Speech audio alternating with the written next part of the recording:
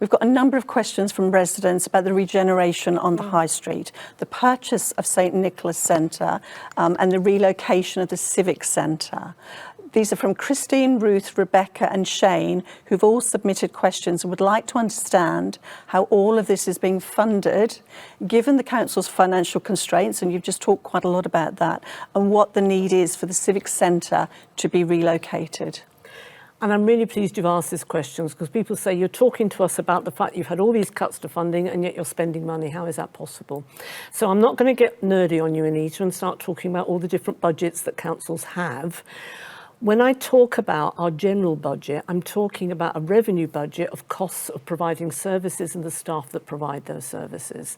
Separately, we have something called a capital budget, which is about one-off payments. So if you're going to buy a building, if you're going to buy a piece of equipment, that's part of our capital budget.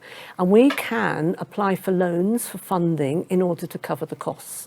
You'll have seen in the news, sadly, there are some places, Croydon, Woking, where they've made some quite risky investments, and as a result, sadly now, their residents are paying the price. In Sutton, we've always been very, very careful with our investments. We've always been very mindful of the fact that this is public money and we need to be sure that we use it, we spend it safely and carefully. So the loans that we've taken up in order to regenerate the High Street and ensure that it's still a buzzing place where people want to come and visit and shop, the loans that we've taken out are to acquire buildings where we then have people paying us rent in order to run their businesses or their shops, and the rent is covering the cost of the loan. The reason we're doing that is because we're very mindful of the fact that people want a vibrant High Street. Yes, of course, there are some pound shops and there are some fast food outlets, but it can't just be that. It needs to be a wide mix so that people have a good reason to come to the High Street. And that's why we want to move the town hall from where we are now right in the centre of the High Street, because this is having a front door to public services. We want to move the town hall down to the St Nicholas Centre, which we own as a council. We also want to have lots and lots of different public services in there, so that when people go to the council or to voluntary organisations or to the NHS, everyone is there in one place, and we can have a conversation not just about that particular bit of your life, your health need, your housing need, your educational need, but about your life in general. So to be able to put lots of different public services, hopefully we'll have an NHS walk-in clinic as well, which would be just brilliant. To have lots of different services there right in the middle of the High Street means that when people are struggling and they don't know where to go, they can come to this place, and there are lots of different people and different organisations that are able to help. You must have seen it yourself in the voluntary sector.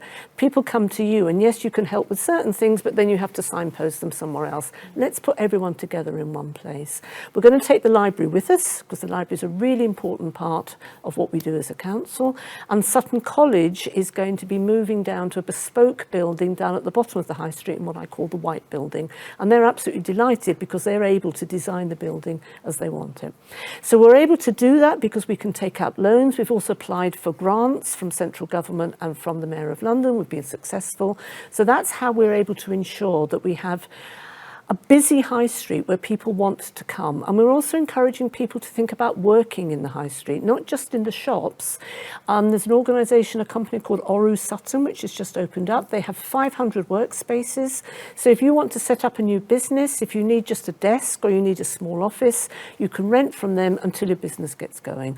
So if we're bringing people to the High Street because they work in local government or because they're setting up their own businesses, they're going to be using the shops in the High Street. And that's how we're going to ensure that we keep everything busy, exciting, but also bring lots of opportunities and new jobs to the High Street.